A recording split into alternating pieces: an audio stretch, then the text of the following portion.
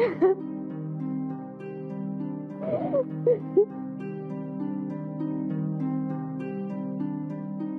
घर सोडून जावं लागणार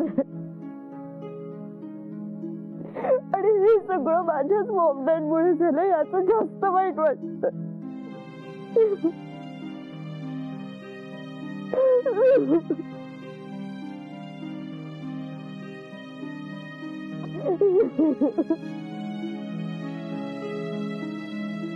अदिती, अदिती बेटा लांब हो तू. हात नको लावूस मला. लांब हो.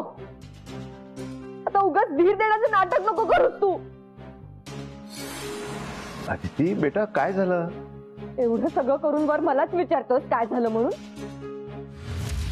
माझ्या माणसांची इतकी धडपड बघून काहीच कसं वाटत नाही तुम्हाला?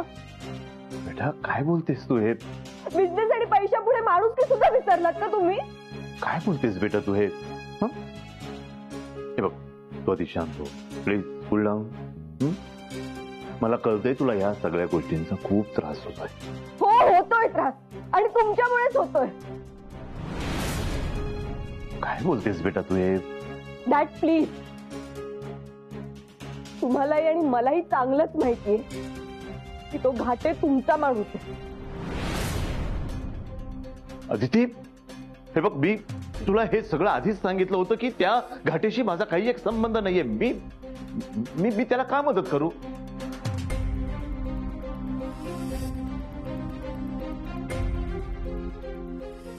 हे घर मिळवण्यासाठी.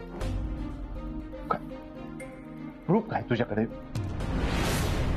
या बयोबाईंनी ज्या पेपर्सवर सह्या केल्या त्या पेपर्सवर माझं नाव आहे का? बोल ना.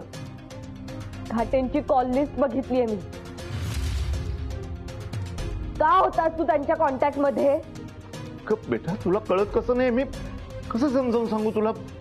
मी त्यांना कन्व्हिन्स करत होतो की या देशमुखांचं घर परत देऊन टाक, पण त्याचा काहीच उपयोग झाला नाही बेटा. तुझ्यातल्या बिझनेसमॅनशी काय भांडणार रे मी? तुला नाहीच कळणार हे सगळं. बिझनेस आणि मीटिंग साठी जगभर फिरतोस. घरात अगदी कमी वेळात असायचास तू. तिघांचंच कुटुंब आहे आपलं, पण ते सुद्धा कधी अनुभवलं नाही मी. आणि इथली माणसं भांड्यांशी या घरातल्या भिंतींशी बोलतात. घराशी बॉन्डिंग काय असतं हे आपल्या तिघांना कळणारच नाही कधी. तुमचं तर नवरा बायको म्हणून पण एकमेकांची कधी बॉन्डिंग झालं नाही. आपल्या तिघांचं एकमेकांची नातं आहे ना, आहे ना, पण ते फक्त नावापुरतं. खरी नाती काय असतात, फॅमिली काय असते हे या घरात आल्यानंतर कळलं मला. आणि आपल्या घरात फक्त तुम्हा दोघांची भांडण, त्याच्यामुळे गर्दी आणि नात्यांची भीती वाटायला लागली मला. आणि आता तुम्ही तुमच्या स्वार्थासाठी माझ्या माणसांना बेघर केलंय. निघा तुम्ही इथनं. निघा. तू निघा. ऐकून निघा.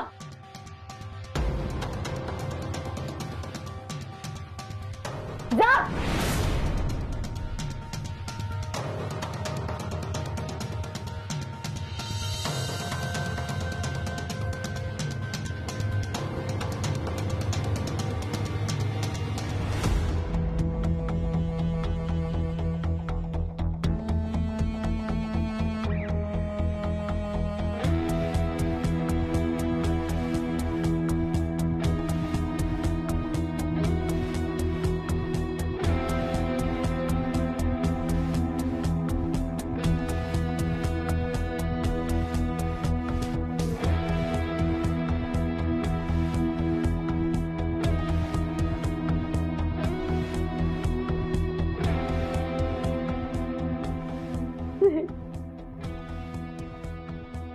कसं वागू शकतात रे? यांच्यामुळे आपण उद्या.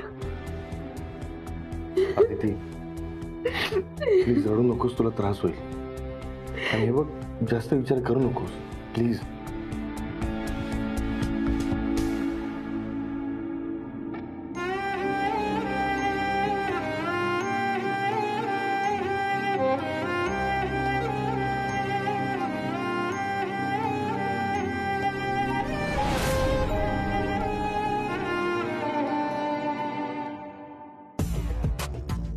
मी तुला पहिल्यापासून सांगत होते की मला अदितीची भीती वाटते.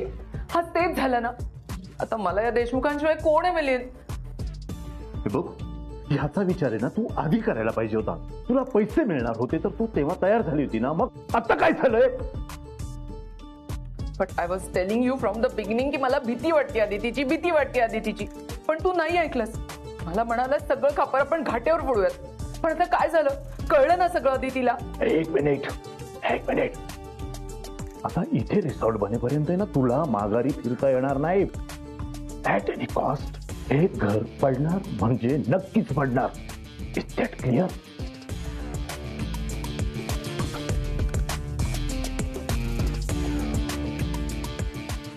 फक्त अडकवून टाकलं ह्या मिलिंदने मला. काय करावं काही कळतच नाहीये.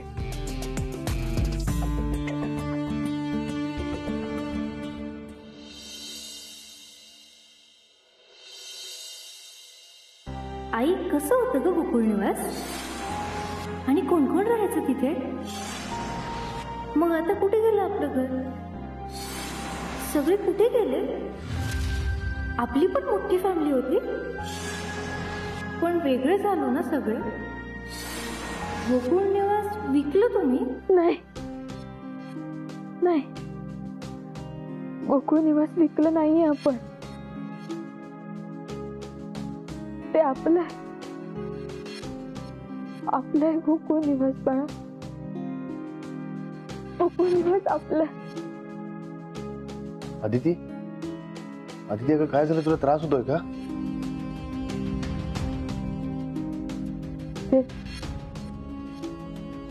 आज आपण हे घर सोडून जाऊ. पण उद्या बाळाने आपल्याला विचारलं तर काय उत्तर देणार आपण त्याला? आपण आपल्या बाळाला प्रॉमिस केलंय त्याला त्याच्या हक्काचं गोकुळ निवास द्यायचं.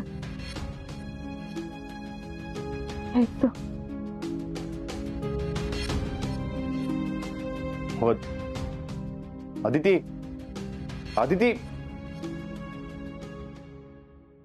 हे उचला पटापट. चला आणा रे पटकन बाहेर. आला सगळं सामान आणा बाहेर.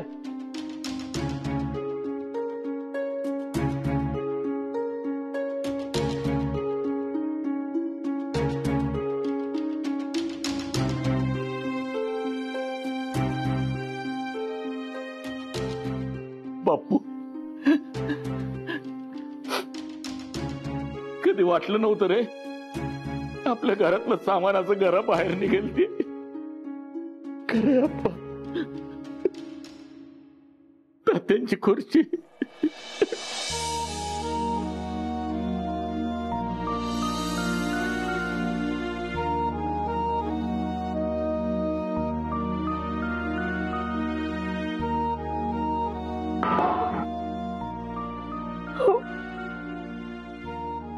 हळू हपटू नका हो त्यांना.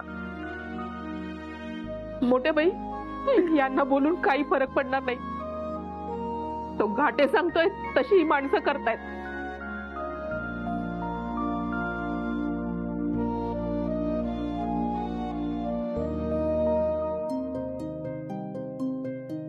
तात्या, बयो,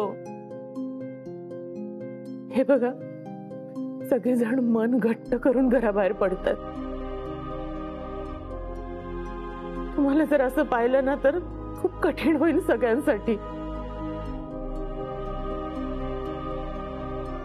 रत्ना, हे घर उभं राहताना पाहिलंय ग आम्ही.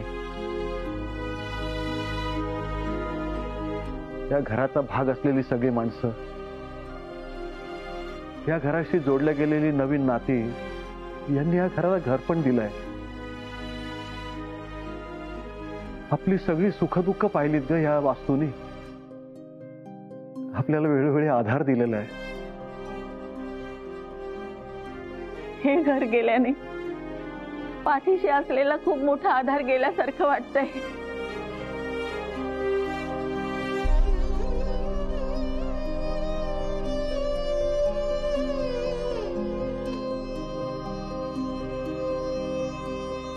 हो उठा, सोपा न्यायचंय.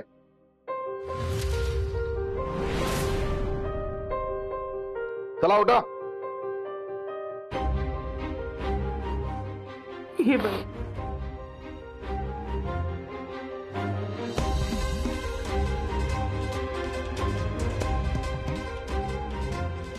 हे काय चाललंय सगळं? अख्खं घर रिकामं झालंय आपलं आणि पण फक्त बघत बसलोय.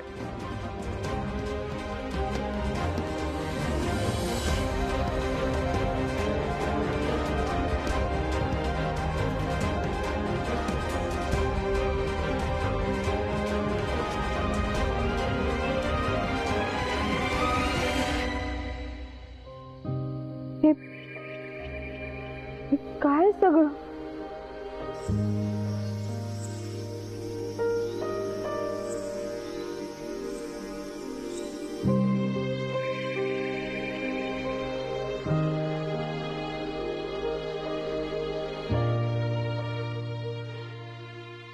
काय हे? ते सगळ्या वस्तू देत आहे, नाही बघवत आहे. तू चल, आपण घाटेनं थांबूया.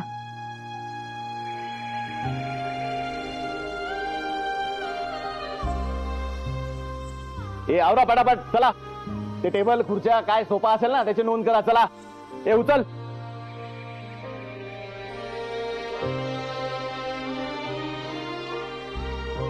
थांबा. या वस्तू या घरातून कुठेही जाणार नाही. ए अरे मी सांगतोय ना, कोणाचा ऐकायचा नाही. उचला. वस्तूंना अजिबात हात लावायचं नाही, खाली ठेवते. ए काय झालंय ना?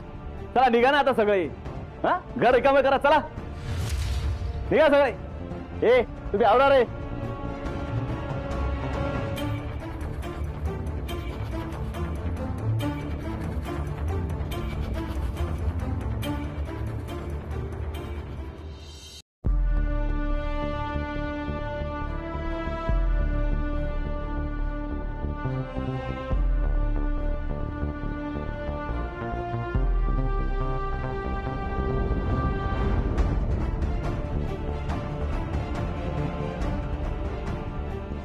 आता इथे तुम्ही अडून राहणार आहेत का? प्लीज बाजूला व्हा. माझं काम मला करू द्या. मीही नौकर माणूस आहे.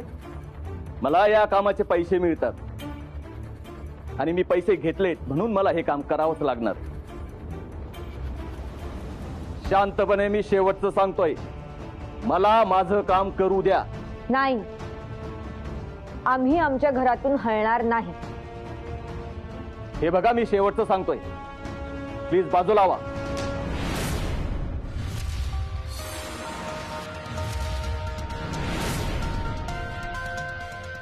घ्या रे घ्या, घर फोडायला घ्या. चला.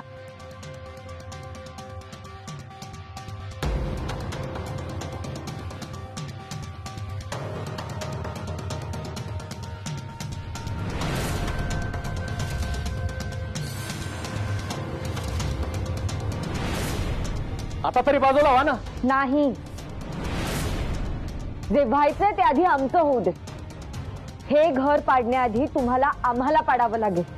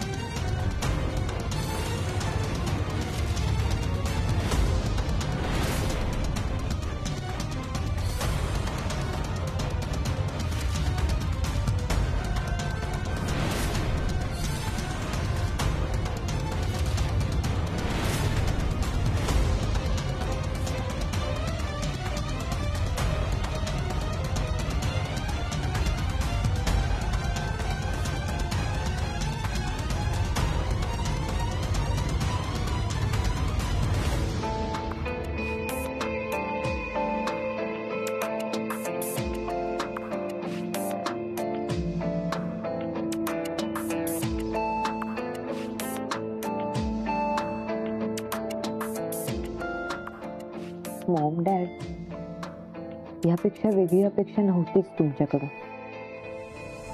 आता काय करू, हे देशमुख ऐकायला तयारच नाहीत. अरे बघता काय, थोडा वेळ चला.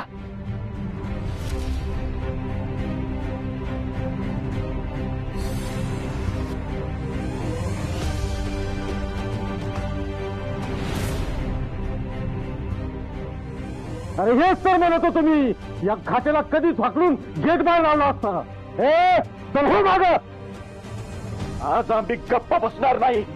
बापू देशमुख म्हणतात मला.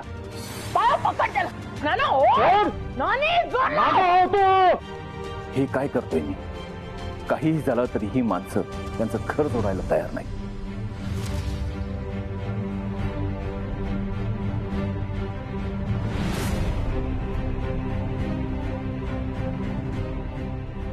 थांबा.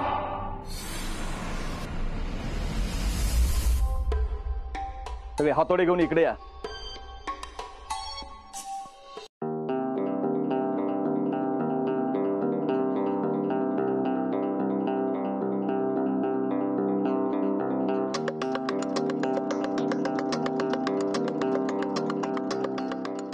माफ करा,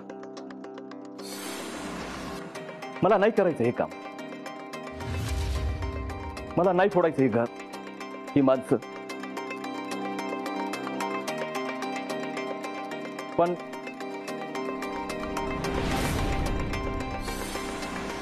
या माणसाच्या सांगण्यावरून केलंय मी सगळं.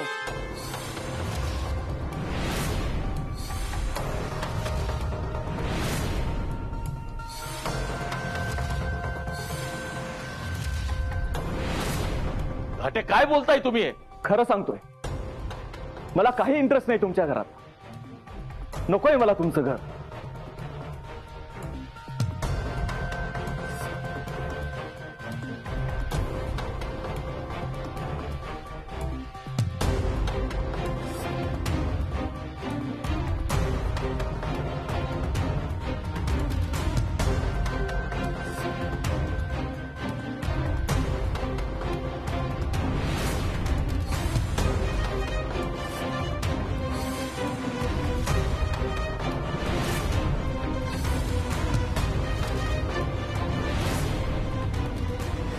घाटे,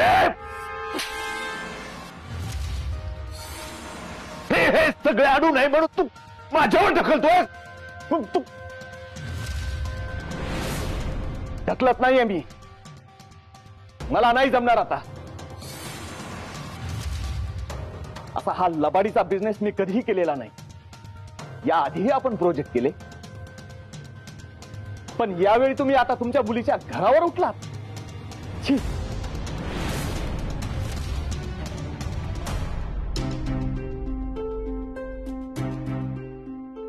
अहो, इतकी गोड माणसं आहेत, आपल्या घरासाठी जीव द्यायलाही तयार आहेत.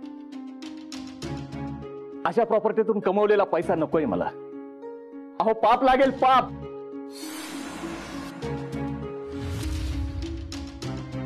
हे तुम्ही